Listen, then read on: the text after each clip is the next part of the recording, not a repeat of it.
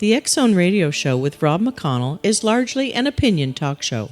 All opinions, comments, or statements of fact expressed by Rob McConnell's guests are strictly their own and are not to be construed as those of the X-Zone Radio Show or endorsed in any manner by Rob McConnell, Relmar McConnell Media Company, the X-Zone Broadcast Network, its affiliated networks, stations, employees, or advertisers.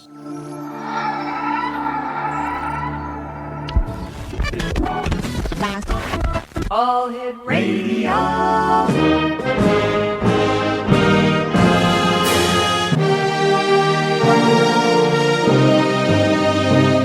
Welcome to the X-Zone, a place where fact is fiction and fiction is reality. Now, here's your host, Rob McConnell.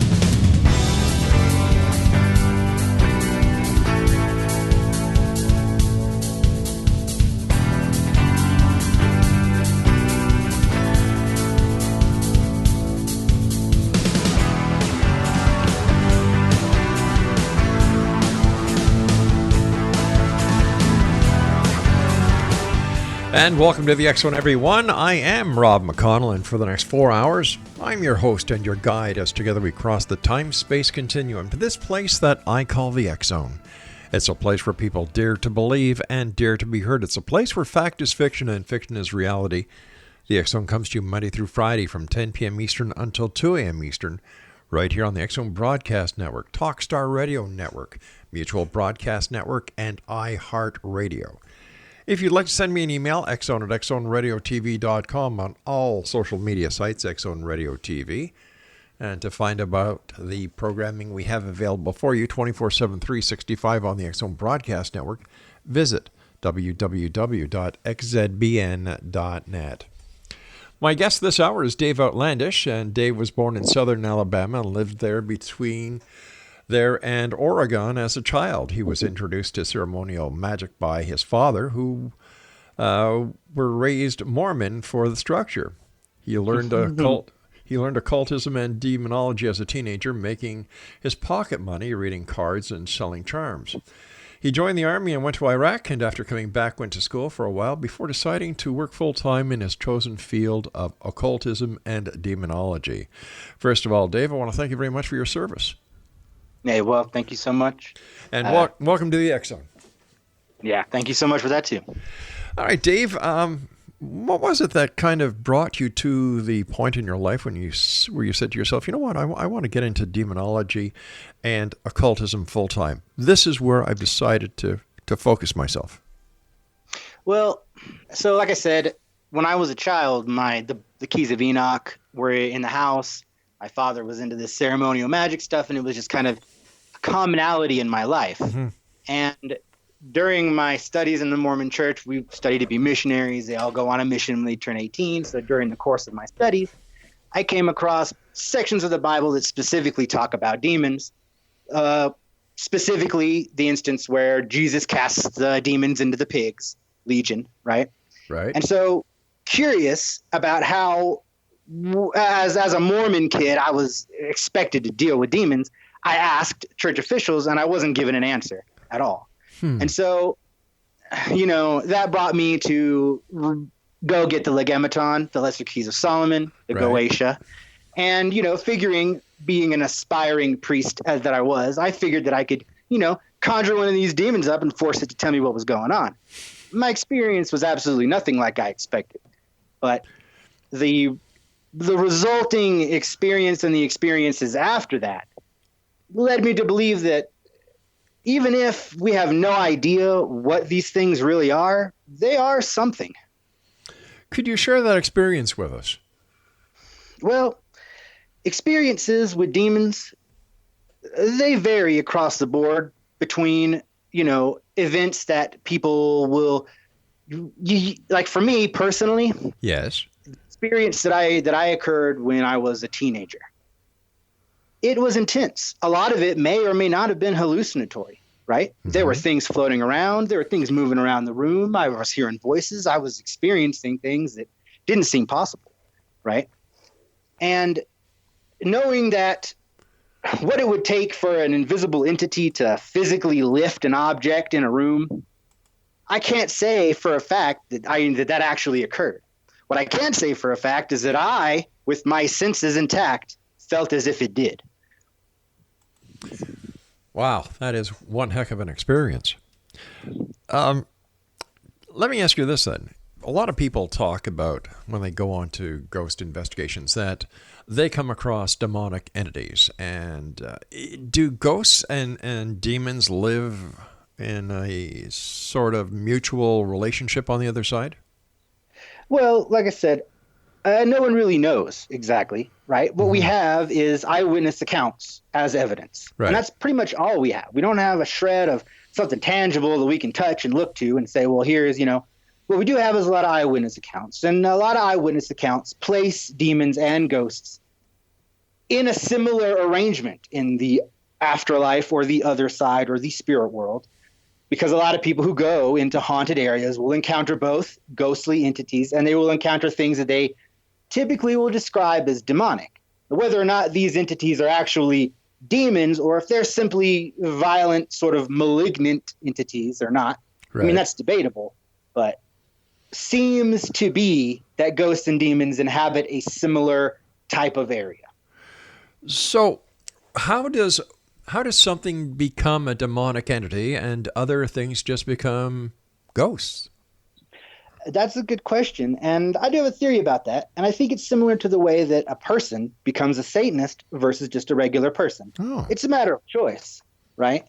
If a demon or a spiritual entity, for instance, decides, hey, I'm going to worship the devil and I'm going to go around to these sorcerers' places and I'm going to chill out with them when they start doing their satanic rituals, then I'm pretty sure that makes it a demon, And it's the same thing. If a person decides that they want to take on a satanic philosophy and go hang around people when they're doing satanic rituals, that pretty much makes them a Satan. Why would somebody want to hang around a place where they're doing satanic rituals or become a satanic ritual invoker themselves? That's another good question. And there are a lot of reasons why people would. I mean, Satanism is a pretty broad religion. We have the Church of Satan, for instance. They're atheists. Their rituals are psychodramas designed to help people get over traumas in their lives. But they don't believe in magic. They don't believe the devil's a real entity. And then we have the Temple of Satan, for instance. They're mostly political entities. They leverage the power of the satanic symbol to cause change in government policies. Then we have kind of in the middle, theistic Satanists, or the group that I fall into. And we essentially reject the notion that the devil is some kind of man-devouring monster that seeks to destroy the earth. We see the devil more as a figure of rebellion against the status quo. We see the devil as a figure of self-empowerment and self-betterment. So really it's a matter of perspective. Let me ask you this then, Dave. Based on your experience and based on your beliefs, who or what is Satan? And that's a really tricky question, too, because, again, I don't know. Okay. No one really does know, and that's kind of the nature of the occult, right? Well, what it was, wouldn't be the occult. Is the Satan that you believe to be out there, is that the Satan that is depicted in such a negative way in the Bible? Well, actually, probably is, but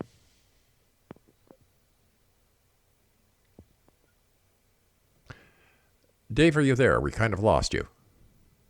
Yeah, I'm here. You got me now? Yes, I can. Thank you. Okay. Well, like I said, I'm pretty sure that the Satan that we believe in is a similar entity to the one that's described in the Bible. I mean, the Bible is a book that's got an agenda. The Bible is a book that it's got a point that it's trying to make. So I take any kind of mention of the enemies of God with a grain of salt in a book that was written by God. Point well taken. Point well taken. What kind of evidence do you see in today's world that Satan is busy at work? Personally, I see there's a great uptick in the amount of not just satanic symbolism and literature that we're seeing arise in popular culture, right? But we're also seeing Satan taken as a symbol, not a supernatural entity, right? Specifically with the Church of Satan and the Temple of Satan. Right. We see a lot of people who are rallying behind the banner of Satan as an opposition to what they feel is a repressive kind of moral majority that Christianity has had over the world for the past, however long you want to consider it. So go on. I think that when we look at the uptick in this kind of rebellious attitude against the status quo, we see, if you believed Satan was a real entity, I'd say that you could see the evidence of his activity there. So it's all a matter of perception and belief. Really, I think everything is. Yeah. All right, Dave, stand by, my friend. You and I have to take our first break. In X Zone Nation, our guest of this hour is Dave Outlandish. And if you'd like to find out more about Dave, visit him on Instagram at Dave Outlandish. That's Dave Outlandish, and he's on Instagram. This is the X Zone. I am Rob McConnell. We're coming to you from our broadcast center in Hamilton, Ontario, Canada, on the Talkstar Radio Network, X Zone Broadcast Network, Mutual Broadcast Network, and iHeartRadio. Listen, coming soon on Simul TV, the X Zone TV channel will be 24/7, 365. And if you have any favorite shows, or if you have any favorite subjects that you would like us to include in the X Zone TV channel programming, send me an email, xzone@xzoneradiotv.com, and I'll get back to you, and I'll certainly share your information with our good friends in the TV section of our programming department. Dave Outlandish and I return talking more about the occult and demonology here in the X Zone. Don't go away.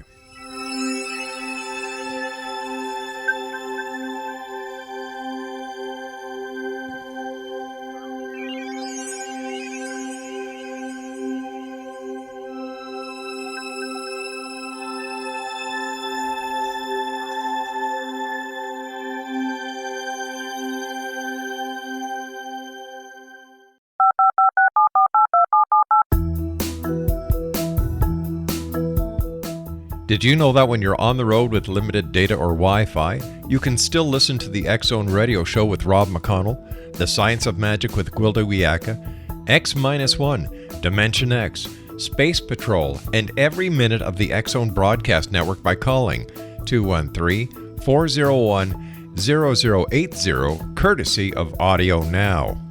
No smartphone, app, or internet needed. It saves your data plan, and it's free if you have unlimited minutes. Call 213-401-0080 to listen on any phone, anytime, anywhere. Remember, 213-401-0080 for the best of the paranormal, parapsychology, and sci-fi radio programming anywhere, 24/7, 365.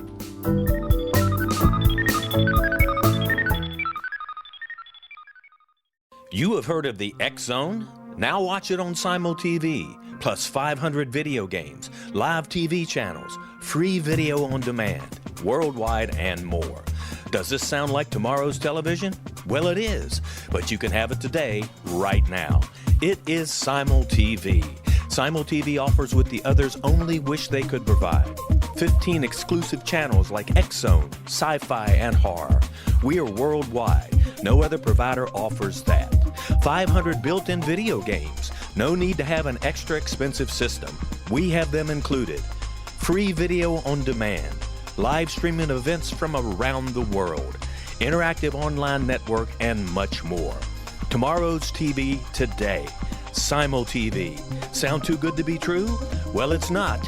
You can have Simul TV today. Sign up at simultv.com. Do it today.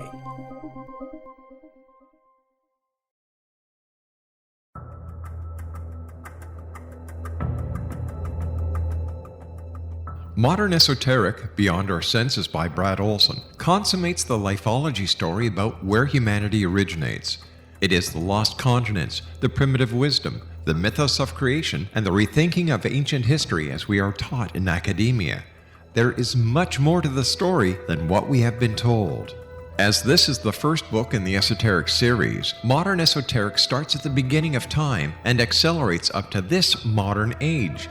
Future Esoteric is book 2 in the series and takes a forward-looking position ahead of today with an open and honest examination of the ET issue and various unexplained phenomena. To discover the writings of author Brad Olson, visit www.bradolson.com. That's www.bradolson.com.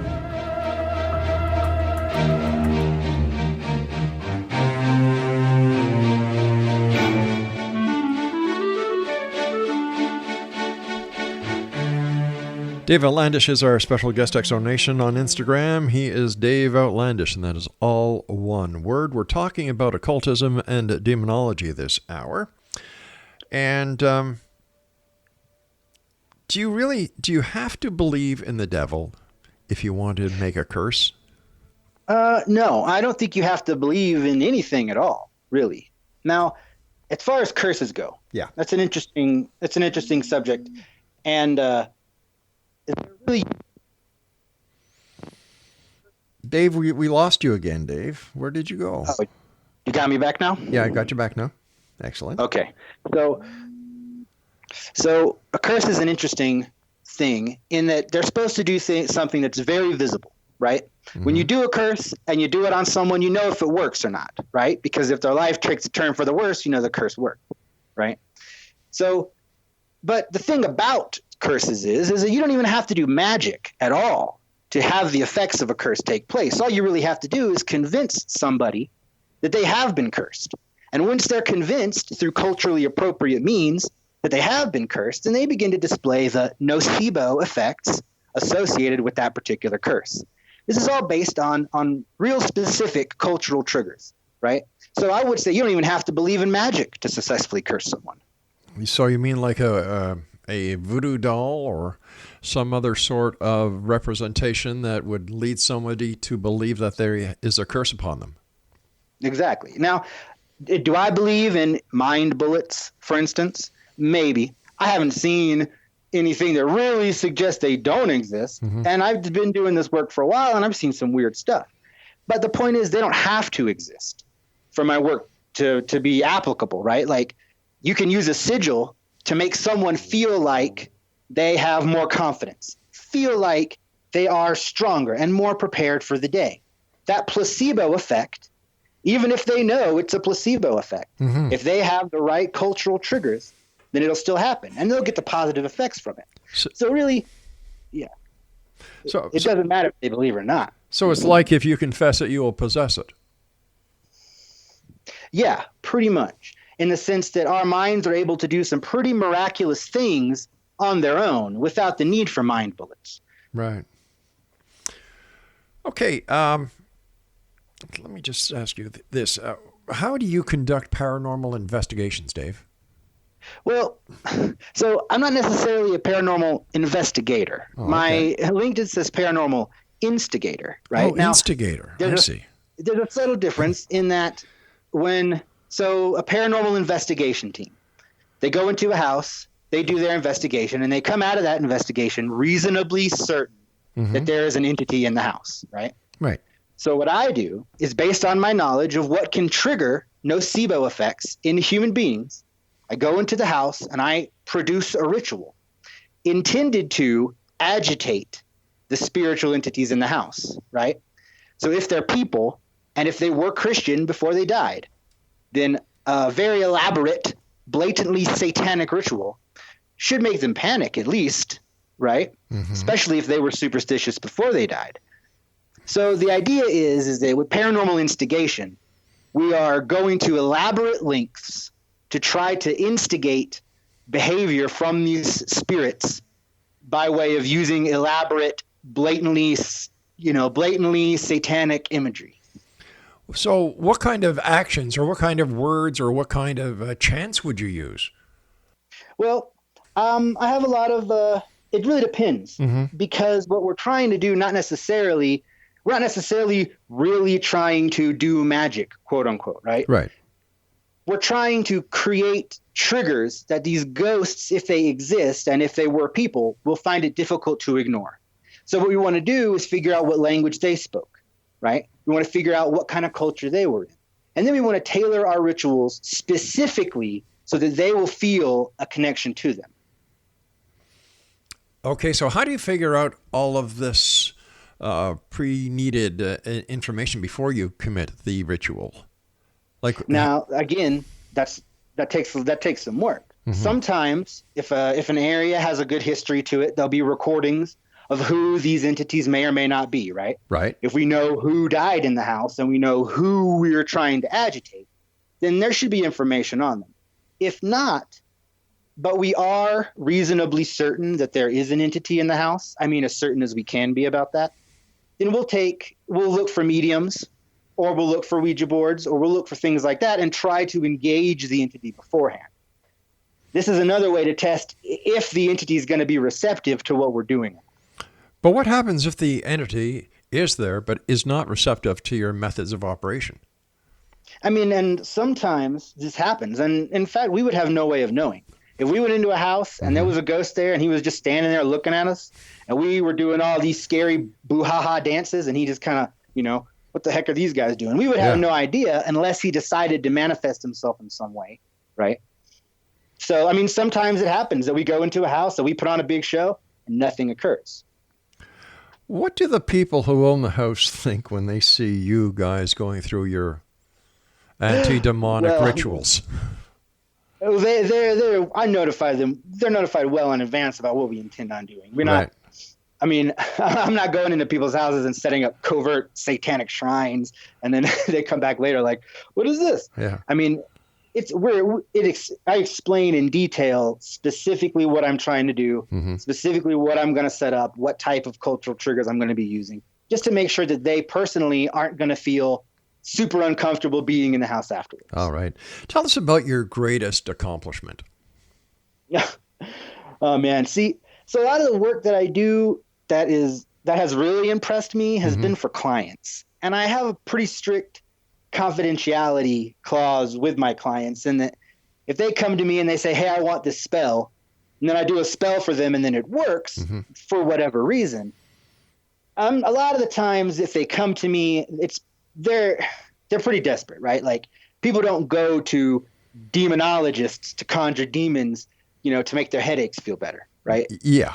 People come to me with stuff that's pretty serious, and a lot of the times they don't even want to talk about it with other people. They don't want to let their families know that they're involved in this kind of thing. So unfortunately, most of the most impressive things I feel I've done are veiled behind other people's privacy.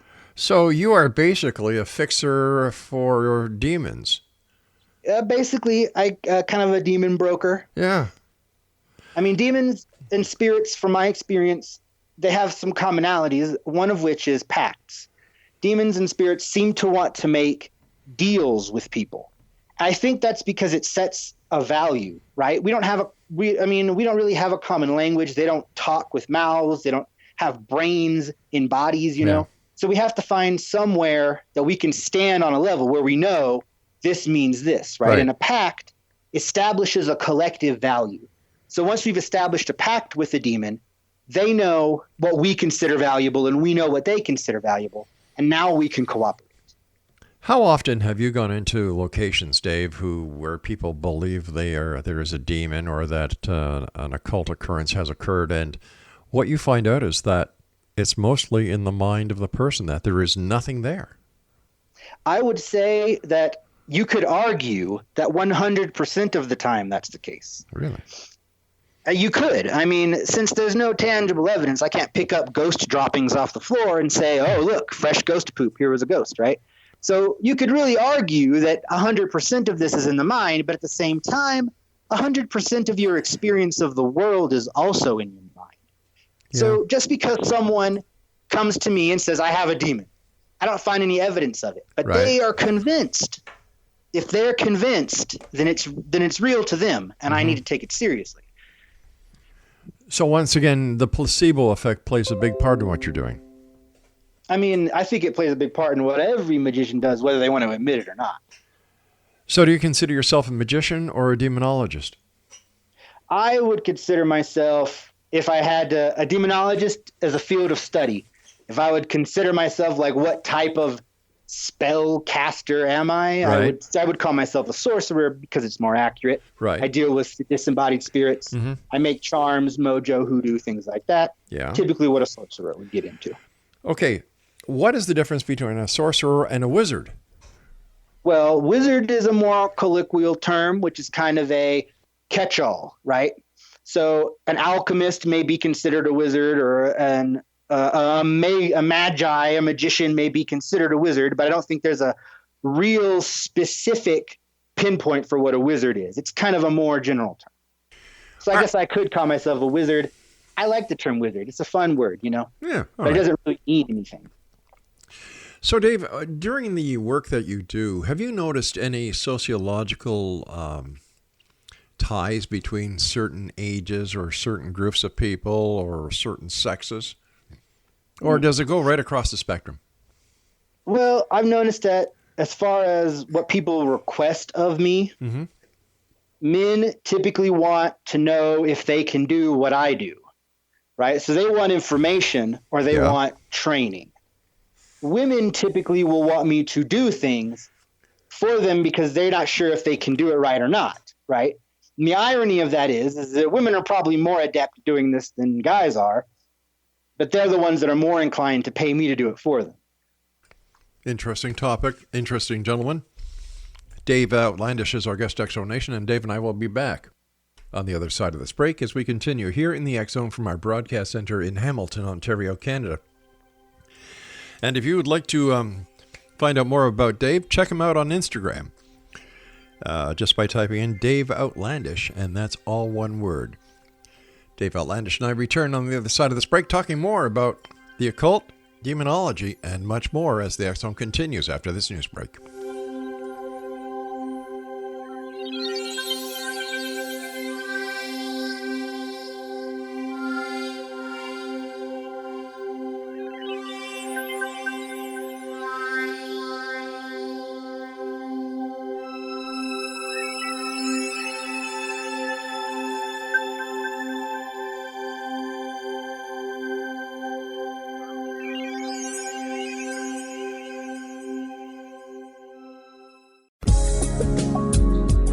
From our broadcast studios in Hamilton, Ontario, Canada, to the world and beyond, you're watching the X-Zone Broadcast Network, www.xzbn.net.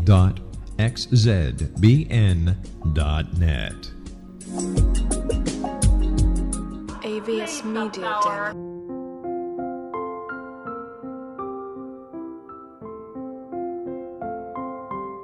I am Dr. Carl O'Helvey, founder, president of a new cancer foundation focusing on evidence-based physical, mental, and spiritual interventions, including natural cancer cures, prayer, meditation, affirmations, nutrition, and other related holistic cancer prevention and cure modalities.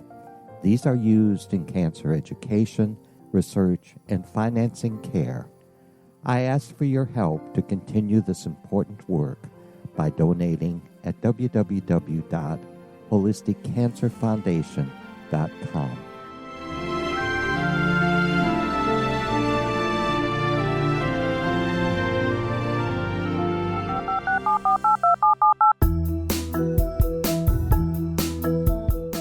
Did you know that when you're on the road with limited data or Wi-Fi, you can still listen to the X-Zone radio show with Rob McConnell, The Science of Magic with Gwilda Wiyaka, X-1, Dimension X, Space Patrol, and every minute of the X-Zone broadcast network by calling 213-401-0080, courtesy of Audio Now.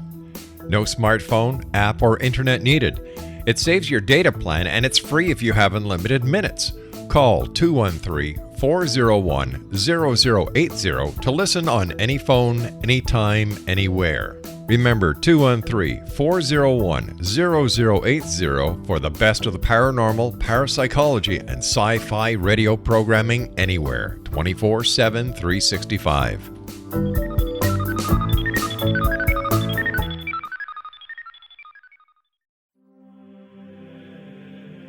Rob McConnell here, presenting an overview for Nicholas Paul Jennings, author of a fascinating book, Amen.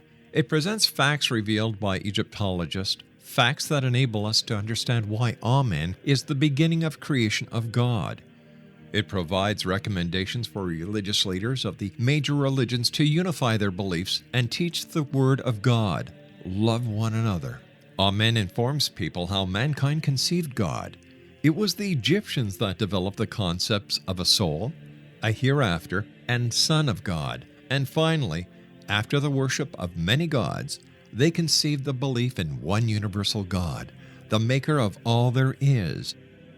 For more information, visit www.futureofgodamen.com. That's www.futureofgodamen.com.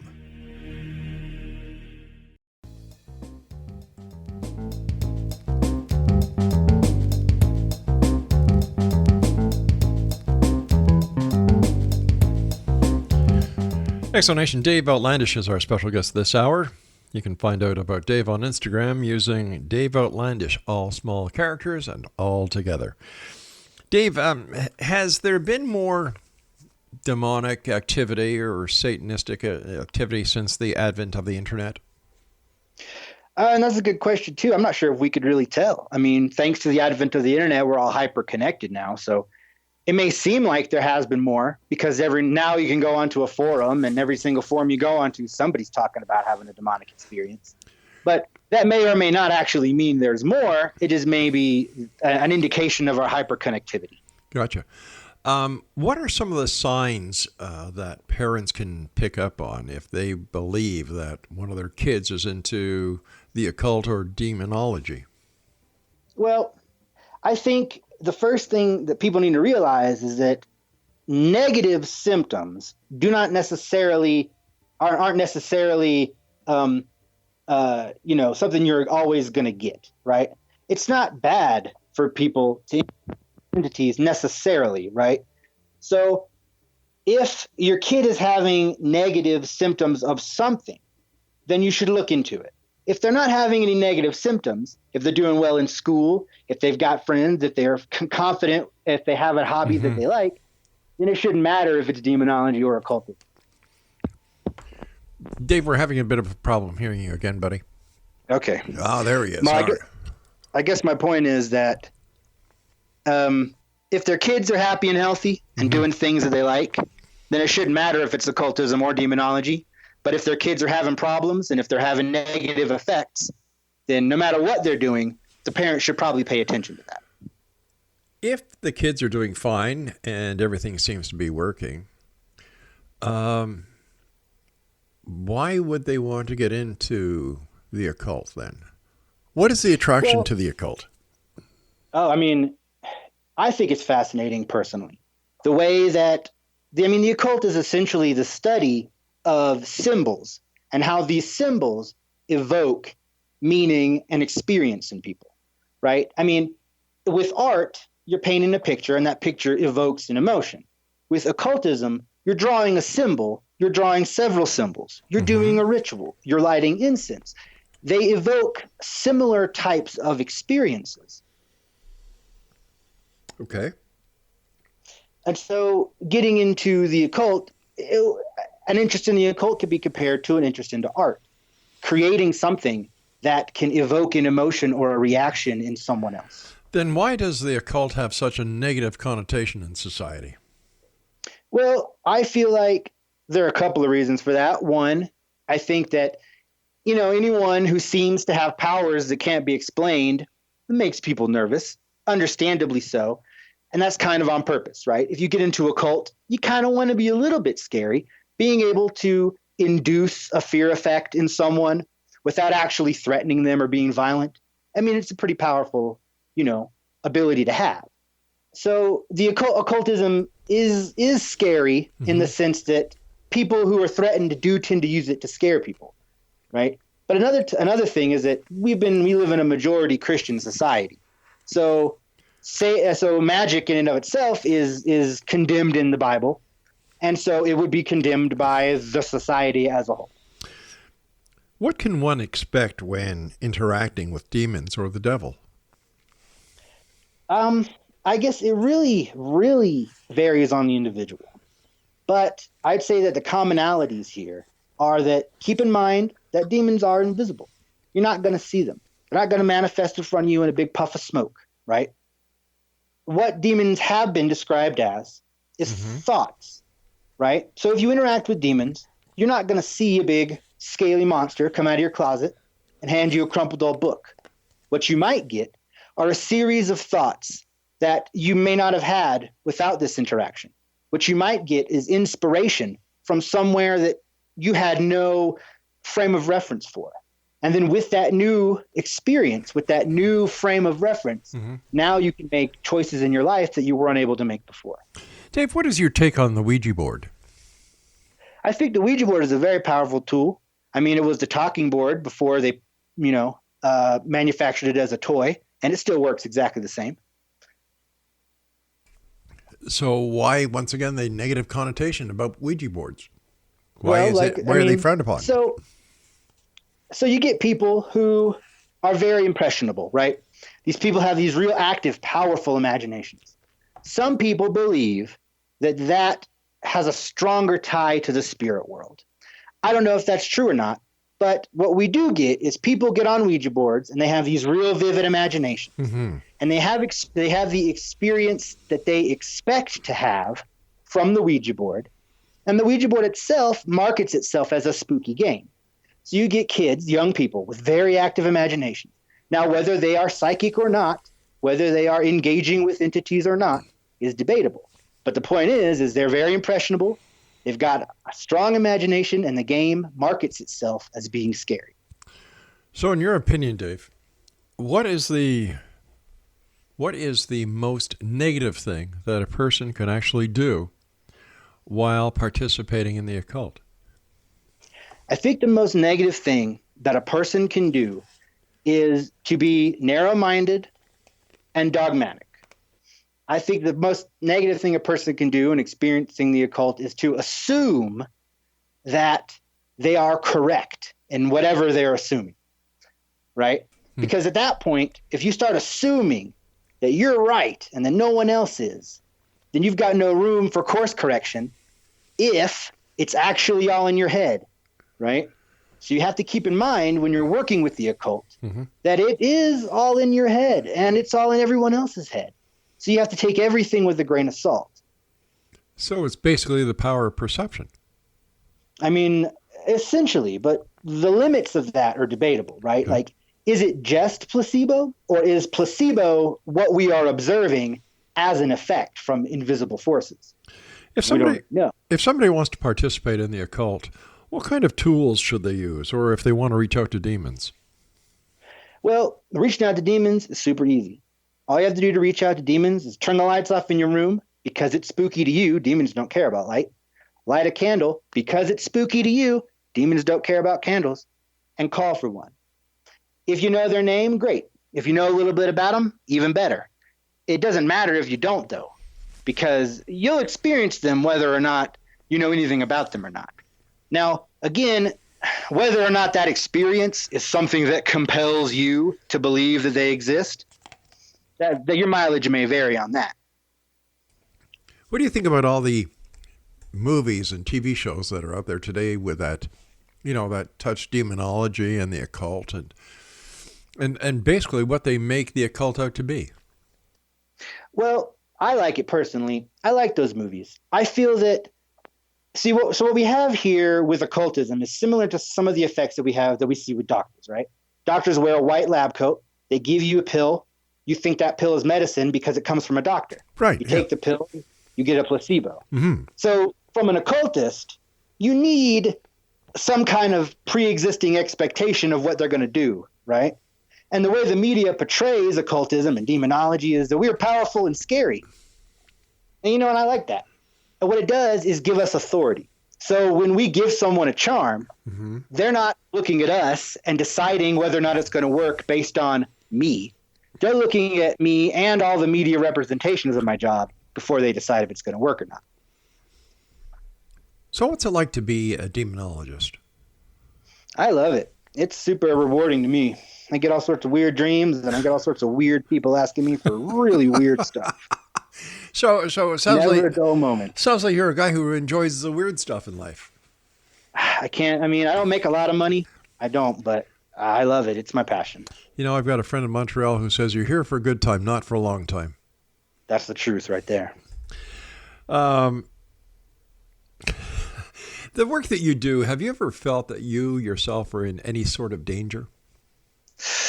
The most danger that I felt that I was in from spirits, I mean, I imagine, and I have felt real, genuine, life-threatening terror, but I wasn't in a situation where I was actually in real, genuine, life-threatening terror. So I imagine that at some point, some of these entities have the capacity to make us experience things that we have really no right to experience, right? So, like, even if I might not have been in danger, a lot of people who experience demons really do experience a profound sense of terror. I'm not sure if that's intentional on the demon's part, or if it's simply our mind kind of comprehending another entity and kind of freaking out about it because we can't see it, you know? When it comes to the battle between good and evil, heaven and hell, God and Satan, who's more powerful? You know, according to God, he is. But, you know, the guy that talks the most shit before the fight, that's all I'm saying. Yeah, but you know what? I'm not talking to God right now. He refuses to take my calls. True. I'm talking to you. Well, I don't know, man. Really, if you asked me who was more powerful, I don't have an opinion on that. If you ask me who I support the most, I'm definitely on the side of hell. All right, young man, stand by. You and I have to take our final break for this hour. And Exonation, my guest this hour is Dave Outlandish.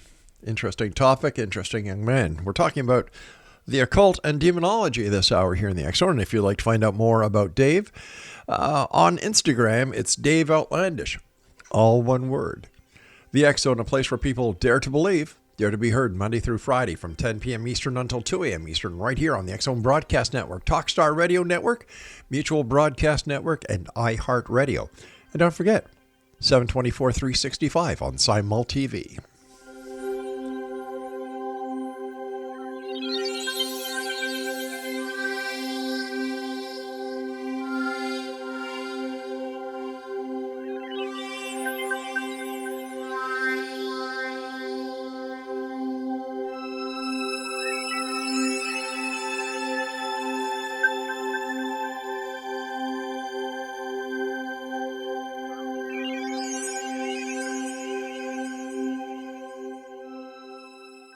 You have heard of the X Zone? Now watch it on Simul TV, plus 500 video games, live TV channels, free video on demand, worldwide, and more. Does this sound like tomorrow's television? Well, it is, but you can have it today, right now. It is Simul TV. Simul TV offers what the others only wish they could provide. 15 exclusive channels like X Zone, Sci-Fi, and Horror. We are worldwide. No other provider offers that. 500 built-in video games. No need to have an extra expensive system. We have them included. Free video on demand. Live streaming events from around the world. Interactive online network, and much more. Tomorrow's TV today. Simul TV. Sound too good to be true? Well, it's not. You can have Simul TV today. Sign up at simultv.com. Do it today. The new nonfiction book, Razor of Madness, is similar to cult movies like Clockwork Orange, Dragon's Tattoo, or The Other Side of Hell. Wayne Morin Jr. and Thomas Lee Howell expose widespread and systematic deficiencies in this thought-provoking tell-all novel. Mind control rages among scholars in law schools. Human rights are ignored while thought reform and mental manipulation are accepted practices used as behavior modification. Dr. Louis Jolyon West comes to mind. Media and public scrutiny shows that United States mental hospitals are in fact destructive murder industries. Razor of Madness expose novel details this epidemic through an in-depth professional and personal investigation. For decades, there has been a revolving door policy that still releases killers and pedophiles back into society. The maestro of mind control continues to haunt America to this very day. Razor of Madness is available in paperback or as a downloadable ebook at Amazon.com.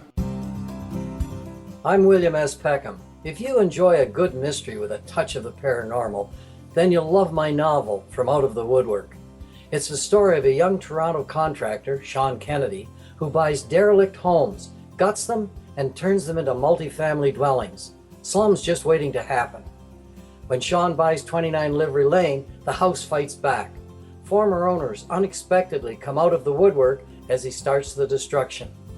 The apparitions come to him when he touches old books, reads hidden letters, rummages through old boxes, finds a locket, or reads a discovered manuscript of a murder mystery. From Out of the Woodwork will take you from 1899 to the horror of the World Trade Center, September 11, 2001. Check out From Out of the Woodwork on my website, www.williamspeckham.com.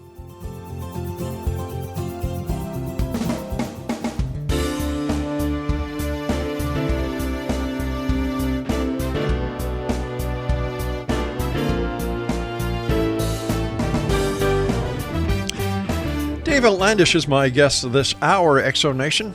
On Instagram, Dave Outlandish. Dave, what would happen if you were born, let's say, in the state of Virginia, and, you weren't introduced by your dad to ceremonial magic, and the Mormon church or structure had nothing to do with the way you were raised? Do you think you'd be a demonologist and occultist? I can't really say, but I'm pretty sure that in a parallel universe, a me like that exists. And I hope he's cooler than I am. Or maybe he's not as cool as I am. Hey, listen, pal, you can't improve on perfection, okay? So stop trying. That's true. Are there many ladies who are demonologists? Or is this kind of a guy's profession? To be honest with you, it's really a matter of labels. So most women who I engage with in this profession don't call themselves occultists. They call themselves witches. Right. And so I would say that the amount of witches versus the amount of occultists or wizards or whatever, there are definitely more witches than there are wizards and occultists. Yeah, Go on. If you're talking about people who specifically identify as occultists, that's more or less a male-dominated identity. But people who do magic, across the board, I would say it's more heavily populated with women. When you go out to do, would we call it an exorcism when you go out to get rid of a demon? Well, I don't do exorcisms. I don't get rid of demons. What do you do? I thought you did all these neat dances and trances and chants to kind of get rid of them. Oh, no. Oh. So with ghosts, we're trying to make them angry so they show up better. Right? We're not trying to get the ghosts to leave. We're trying to get the ghosts mad. Why? So they'll start throwing stuff. Well, because, say a paranormal investigator goes in. Yeah. They determine that the place is haunted, but they want some better footage or they want more data. So what we do is see if we can get more stuff to happen. And then the paranormal investigators go in afterwards and they see if more or less activity occurs. But if the ghost is the remains of a human, right? Mm-hmm. Isn't that kind of being disrespectful to the dead? Well, I mean, I feel like the dead deserve as much respect as the living, and scaring people is something that we as humans kind of have taken to be an advanced art form, right? And I don't feel that I'm at a place scaring dead people any more than people are at a place scaring living people. Okay, I'm trying to follow the logic on that one. You kind of lost me. Explain it to me. Dead people I think they deserve as much respect as living people do. And it's not wrong to scare living people, right? If we set up something that's spooky and people walk past it and like, oh gosh, that's scary. People search that out. People love horror movies. People love to be scared in general. So it's not inhumane to scare a person if we're not hurting them, if we don't cause them any actual harm. I don't feel like it would be inhumane to scare a ghost. We're not causing them any actual harm. We don't even know if they exist or not. So I would say that not doing what I do simply on the possibility that it would be disrespectful to a potential dead person, it kind of, there's a lot of potential for cool experiences that would be wasted. How successful are you? It depends on how you measure success. Well, really. I mean, you go into these places, you want to instigate the paranormal activity into happening. Yeah. So on a scale of 1 to 10, how successful are you to actually get the paranormal activity to increase? I would say about a 7 or 8, but I'm very conservative in what I consider success. If I go into an area and afterwards the paranormal investigation group is like, oh, wow, we got all this new stuff. And then we look it over, and really a lot of it could be explained by them being creeped out, right? Then it may seem to them like it was a success. But to me, I didn't really piss off any ghosts. I just scared cameramen, you know? Okay, so what is the ultimate goal then of a paranormal investigation team? Is it more shock and awe? Is it for entertainment purposes? What's their reason if they want to get all the sensationalistic alleged paranormal activity? I mean, that really depends on the team itself. You know, some people want to go in there, and I mean, a lot of people who are involved in paranormal investigation, they are either looking for proof or they're looking for a good time for themselves because they already believe it, right? And so by the time we're doing stuff to a location, we lost you again. Oh, my bad. So bad demonologist. We lost you again. Dave, I can't hear you, buddy. Can't hear me at all now? Now I can, yeah. Okay. You got to pull You got to pull that string in the tin can just a little bit tighter. Yeah, I gotta.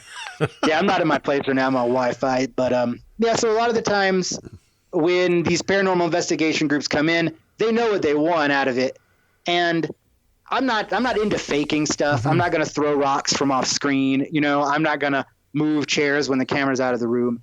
I'm not in it just for the sensationalism, but I mean, I do like the pageantry. I do like putting on the show for the investigators, for the ghosts.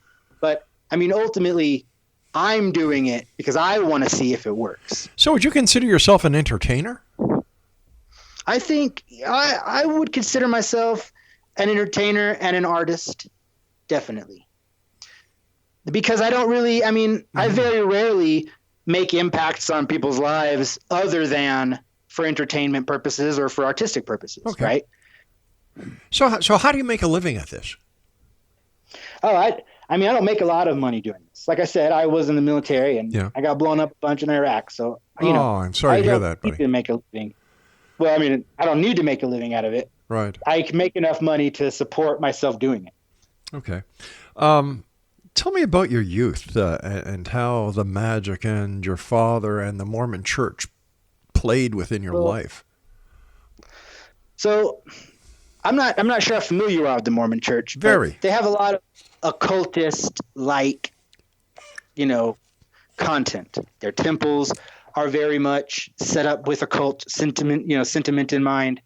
The way their priesthood is structured is very similar to these occult orders, and that's because the founder, Joseph Smith, was influenced by these occult orders during the time of the foundation of the church.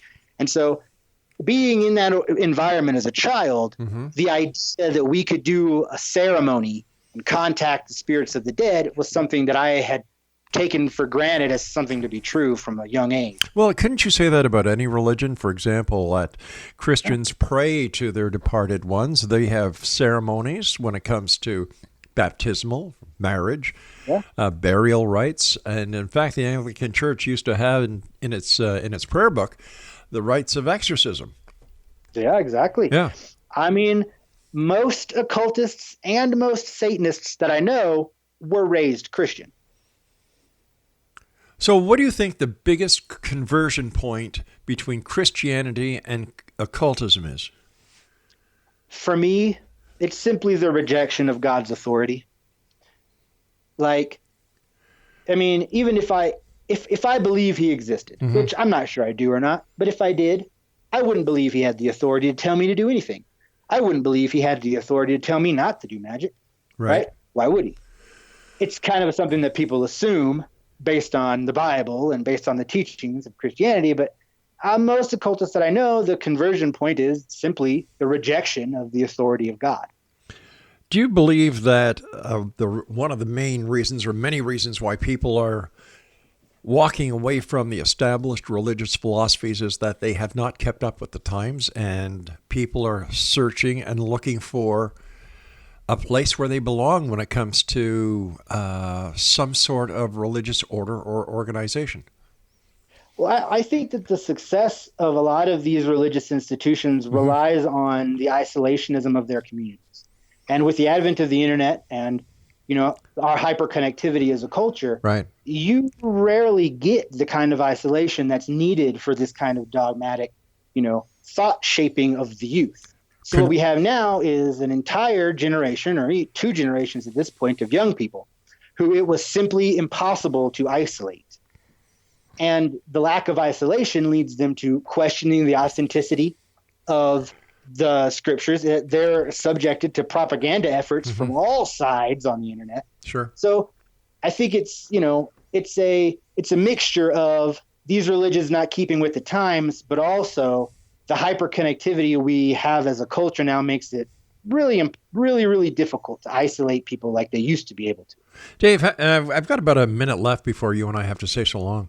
Sure. How do people know when they're looking for a demonologist for one reason or another, who is credible and who is not? Well, I would say that the way to know a credible demonologist versus a non-credible one is if what they do for you works. And that's really the only way to know, is if what they do for you works or not. Dave, I'm sorry, quickly. Yeah, just don't pay a lot of money for it. That's all I'm saying. All right, Dave, I want to thank you so much for joining us. Do me a favor, come back and visit us again. Absolutely, anytime. All right, Dave. Dave Outlandish has been my guest this hour, Exonation, and to find out more about Dave and the work that he does, just go on Instagram, Dave Outlandish, all one word, and I'll be back on the other side of this commercial break with the news at 6.5 minutes past the top of the hour as the X-Zone continues with yours truly, Rob McConnell. www.xzbn.net is our network, and to find out all about the X-Zone Radio Show, www.xzoneradiotv.com. And last but not least, to find out how you can get your read your online edition of the X-Zone Chronicles, www.xchroniclesnewspaper.com. Don't go away.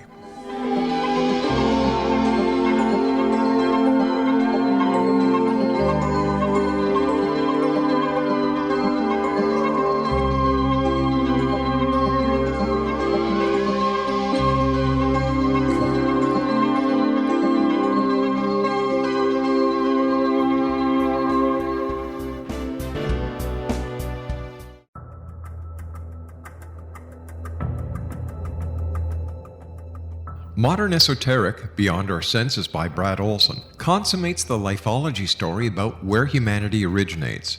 It is the lost continents, the primitive wisdom, the mythos of creation, and the rethinking of ancient history as we are taught in academia. There is much more to the story than what we have been told. As this is the first book in the Esoteric series, Modern Esoteric starts at the beginning of time and accelerates up to this modern age. Future Esoteric is book 2 in the series and takes a forward-looking position ahead of today with an open and honest examination of the ET issue and various unexplained phenomena.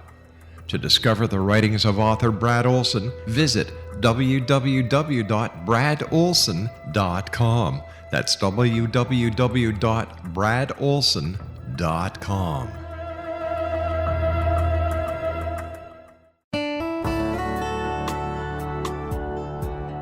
Are you or is someone you know struggling with addictions, depression, anxiety, relationships, low self-esteem, lack of confidence, grief, success, and prosperity?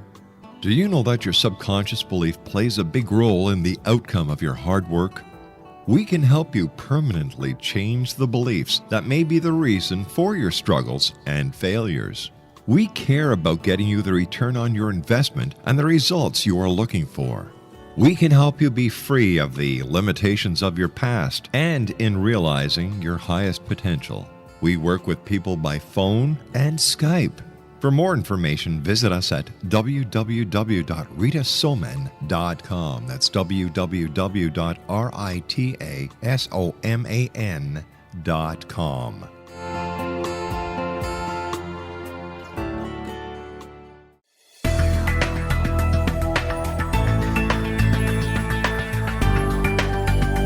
Do you think you have energy problems in your home? Do you feel better when you're away than when you're home? Joey Korn is a global leader in the world of dowsing who specializes in personal energy clearing and space clearing. He can help you create an ideal energy environment in your home no matter where you live in the world. Learn about his remote spiritual house cleaning services and much more at www.dowsers.com. You can get Joey's book, Dowsing, A Path to Enlightenment, as well as other dowsing books and tools, Kabbalah books, and Walter Russell books. Joey's work is really amazing. Go to dowsers.com right now. That's DOWSERS.com, or call 1-877-DOWSING. That's 1-877-369-7464.